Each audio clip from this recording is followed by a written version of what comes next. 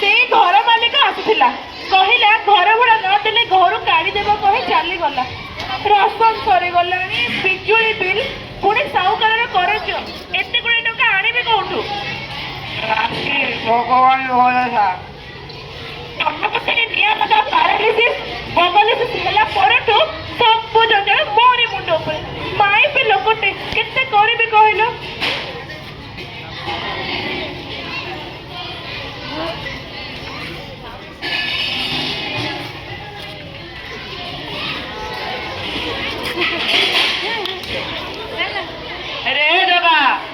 ଶାନ୍ତି କୁଆଡେ ଗଲ କି ସବୁ? ନମସ୍କାର। ନମସ୍କାର। ଯଦି ଋଣ ସୁଝି ଥାନ୍ତା ନା ଶାନ୍ତି, ତୁ ଦିନକୁ 1008 ଥର ମୁଣ୍ଡିଆ ମାରନ୍ତୁ। ବାବୁ ଆଉ 2-4 ଦିନ ସମୟ ଦିଅ। ମୁଁ ଯାହା ଘରକୁ କାମରେ ଯାଏ ସେମାନେ ମତେ 5 ଦିନରେ ମୋ ଦରମା ଦିଅନ୍ତି।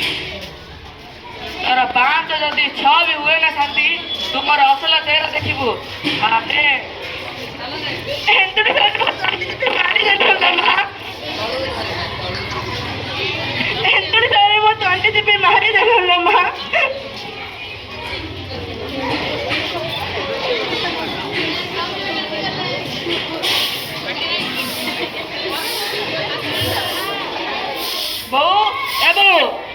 ବାଡ଼ିଲୁ ସ୍କୁଲ ପାଇଁ ଲେଟ୍ ହଉଛି ପରା। କଣ କହିଲୁ?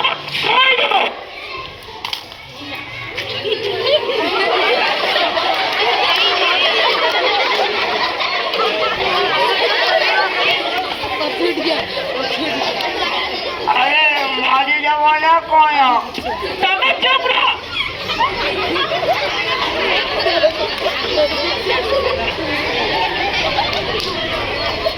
सपरे आम परी गरीब गुरुबांक जन्म पाठ पाई नुहे रे, पेट खड़ेटी को पोषिबा पाई। घर अवस्था देखुच तो कौन कर पारिबी बो? मु गंगू होटल रे काम बुझिछि रे, मासिक 4000 टका दरमा करे।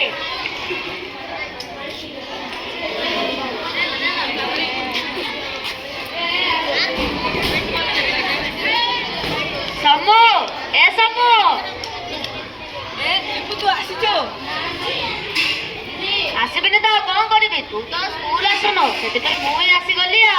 नाइरे लिपु, बो मो पे होटल रे काम बुझिछि, सेटिकी जाउछि आ खेलिबा को मध्य समय पहुंच, सेति लागी पर एका एका खेली पकाउछि। देखे सबई मु कोन आनिछि? ए चॉकलेट जानिछु एटा अमेरिका रो चॉकलेट सरोज भाई दै छथि। सरोज ए हम नरहरि पुआना। नमस्कार मास। सरोज भाई पाठ पढ़ी अमेरिका रे चाकरी करिसंती। ओहो एबे बुझिली, सेति में से झरनानी रो एत्ते बहबो।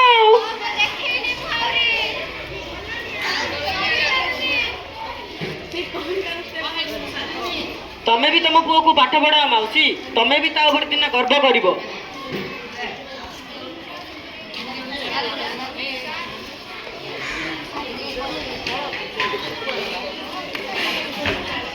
सर आपण सर नमस्कार।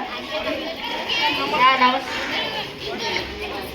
किरे समू कौन है कि तार एते दिन अब स्कूल आसुन, कौन असुविधा होची? सर कथा कौन कि किरे सफा सफा तो कहबो, एते संकोच कौन पाई? सर आमे खटिखिया लोक, काम कले पेट को 2 टका तो दाना मिलिबो, स्कूल गले कौन पेट पड़ी जीवो ना करज सुजी होई जीवो? सर कहीं ना माउसी, तमें क्षणिक सुख पाई समूर भविष्य को काल अंधार खटरी को ठेली दौच। मल्ला जदि मो अंधार को ठेली दौची, पाठ कौन आलोक जादेव? निश्चय माउसी, आपण सरोजर कथा विचार को नियंतु। ता माँ ताको केते दुख कष्ट रे पाठ पढ़ाई थिला, पिलाटी मनीष हो गला, अमेरिका रे सॉफ्टवेयर इंजीनियर, घर गाड़ी सुना रूपा कौन न अर्जिला कहल? ଆପଣ ଠିକ କହୁଛନ୍ତି ସାରେ। ଏବେ ବଞ୍ଚିଲେ ତ ଯାଏ, ଆଗକୁ ପାଠ ପଢିବ, ପଢାରେ କେତେ ଖର୍ଚ୍ଚ କିଏ କରୁଛି ସିଏ ଜାଣୁଛି। ମାଉସୀ ତମେ ଗୋଟିଏ କଥା ଭାବିଲ, ଯଦି ତମେ ବି ଦି ଅକ୍ଷର ପାଠ ପଢ଼ିଥାନ୍ତ ଏଇ ଅସମୟରେ ତମେ କ'ଣ ଘରର ମୁରବି ହୋଇ ଘର ଚଳାଇ ପାରିନଥାନ୍ତ। ତେଣୁ ମାଉସୀ, ଶିକ୍ଷା ହିଁ ଜୀବନର ମୂଳ ମନ୍ତ୍ର।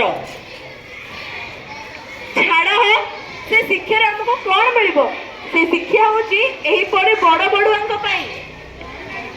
ମାଉସୀ, 6 ରୁ 14 ବର୍ଷ ଶିକ୍ଷାର୍ଥୀ ପାଇଁ ସରକାର ବାଧ୍ୟତାମୂଳକ ମାଗଣା ଶିକ୍ଷା ପ୍ରଚଳନ କରିଛନ୍ତି। ଶିକ୍ଷା ହେଉଛି ସେମାନଙ୍କ ସାମାଜିକ ଅଧିକାର। ଏଥିରୁ ଯଦି ସେମାନଙ୍କୁ ବଞ୍ଚିତ କରି ଯଦି କାମରେ ଲଗାଅ ତାହେଲେ ତାହା ଦଣ୍ଡନୀୟ ଅପରାଧ। ଏବେ ମୁଁ କ'ଣ କରିବି ଲୋ ମା? ମାଉସୀ, ତମକୁ ସ୍କୁଲ ଛାଡ଼।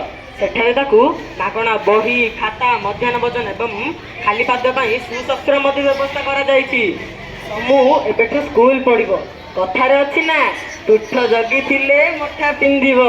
ତମୁ ଏବେଠୁ ସ୍କୁଲକୁ ଯିବ, ପାଠ ପଢ଼ିବ, ଆଗକୁ ବଢ଼ିବ।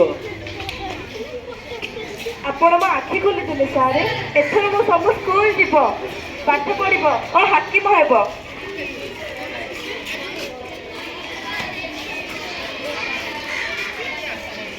न जाए स्कूल, न जाए स्कूल, न जाए स्कूल।